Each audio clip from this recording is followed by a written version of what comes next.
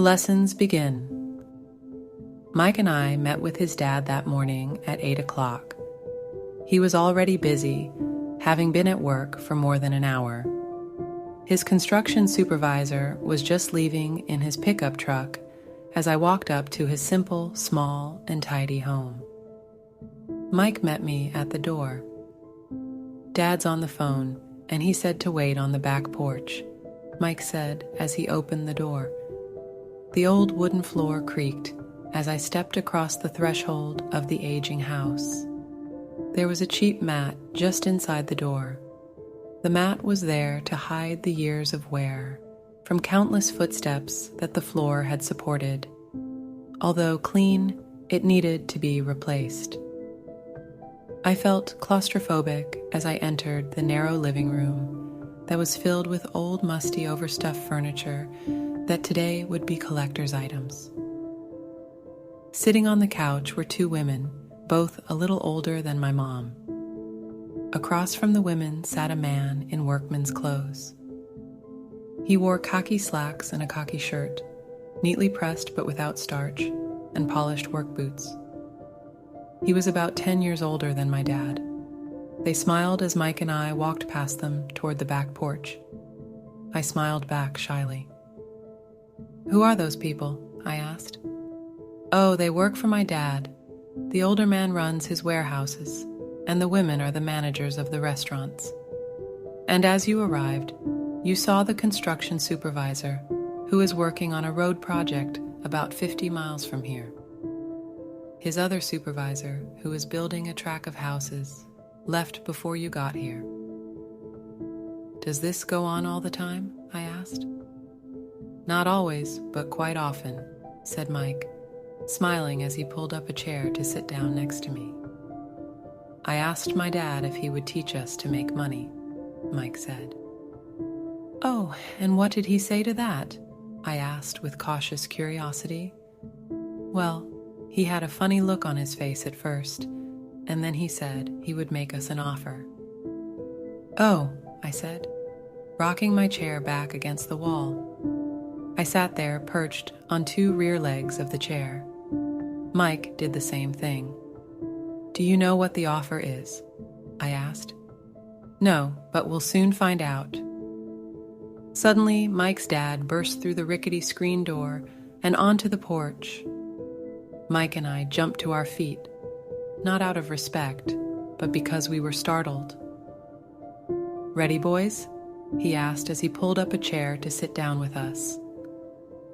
We nodded our heads as we pulled our chairs away from the wall to sit in front of him.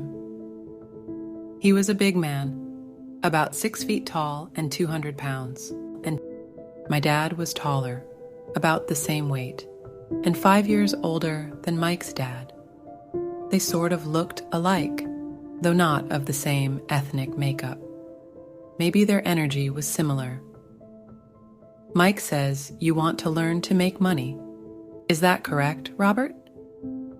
I nodded my head quickly, but with a little trepidation. He had a lot of power behind his words and smile. "Okay, here's my offer. I'll teach you, but I won't do it classroom style. You work for me, I'll teach you. You don't work for me, I won't teach you. I can teach you faster if you work, and I'm wasting my time if you just want to sit and listen like you do in school. That's my offer. Take it or leave it." May I ask a question first?" I asked. "No. Take it or leave it. I've got too much work to do to waste my time. If you can't make up your mind decisively, then you'll never learn to make money anyway. Opportunities come and go. Being able to know when to make quick decisions is an important skill. You have the opportunity that you asked for. School is beginning, or it's over in 10 seconds. Mike's dad said with a teasing smile. "Take it," I said. "Take it," said Mike. "Good," said Mike's dad. "Mrs. Martin will be by in 10 minutes. After I'm through with her, you'll ride with her to my superette, and you can begin working. I'll pay you 10 cents an hour, and you'll work 3 hours every Saturday." "But I have a softball game today," I said. Mike's dad lowered his voice to a stern tone "Take it or leave it," he said.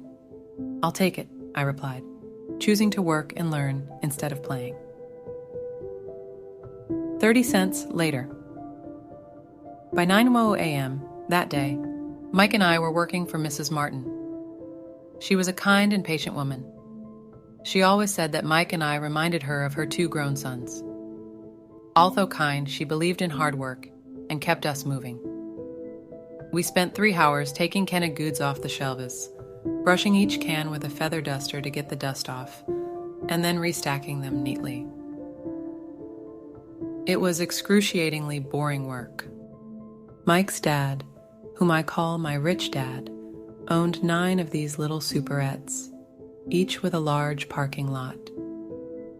They were the early version of the 7-Eleven convenience stores, little neighborhood grocery stores, where people bought items such as milk, bread, butter, and cigarettes. The problem was that this was Hawaii before air conditioning was widely used, and the stores could not close their doors because of the heat.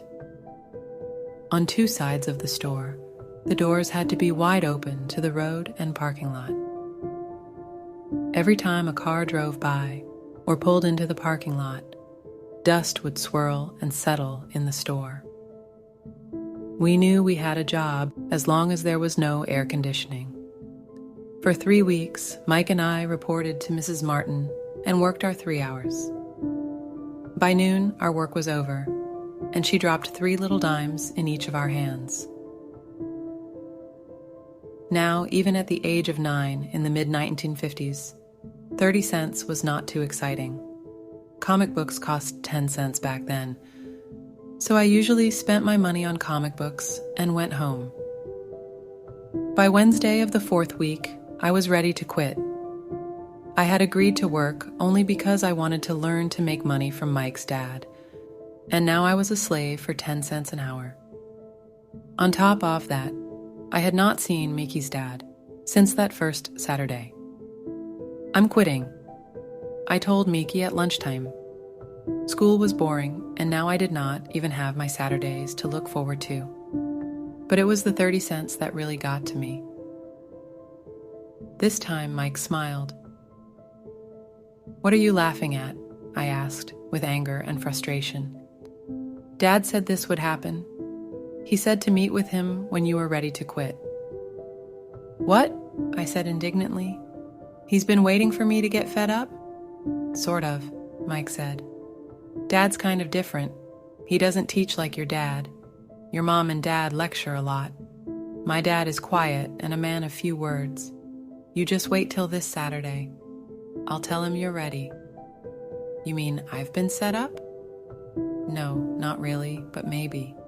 Dad will explain on Saturday." Waiting in line on Saturday, I was ready to face Mike's dad. Even my real dad was angry with him. My real dad, the one I call the poor one, thought that my rich dad was violating child labor laws and should be investigated. My educated poor dad told me to demand what I deserve, at least 25 cents an hour. My poor dad told me that if I did not get a raise, I was to quit immediately. "You don't need that damn job anyway," said my poor dad with indignation. At 8 o'clock Saturday morning, I walked through the door of Mike's house when Mike's dad opened it. "Take a seat and wait in line," he said as I entered. He turned and disappeared into his little office next to a bedroom. I looked around the room and didn't see Mike anywhere. Feeling awkward, I cautiously sat down next to the same 2 women who were there 4 weeks earlier. They smiled and slid down the couch to make room for me. 45 minutes went by, and I was steaming. The 2 women had met with him and left 30 minutes earlier. An older gentleman was in there for 20 minutes and was also gone. The house was empty, and here I sat in a musty, dark living room on a beautiful, sunny Hawaiian day, waiting to talk to a cheapskate who exploited children. I could hear him rustling around the office, talking on the phone and ignoring me. I was ready to walk out, but for some reason, I stayed. Finally, 15 minutes later, at exactly 9 o'clock, Rich Dad walked out of his office, said nothing, and signaled with his hand for me to enter.